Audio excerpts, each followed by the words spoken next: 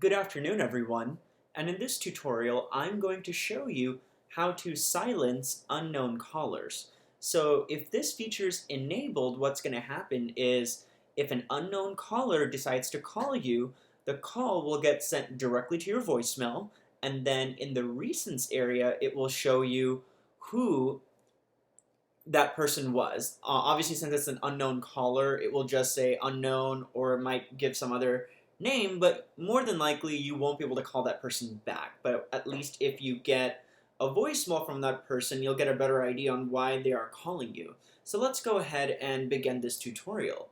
The first thing that we're going to do is we're going to click on the gray settings icon, and then we're going to go over to phone, and then we're going to scroll down until we see an option that says call silencing and blocked contacts. So what you have to do is turn on the switch for silence unknown callers.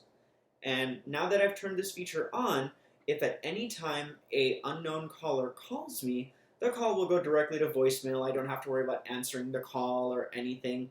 It'll just go straight there, and then I can just go and check the voicemail and see if that call was important, if it is, and if that person has left me a voicemail, I will call that person back.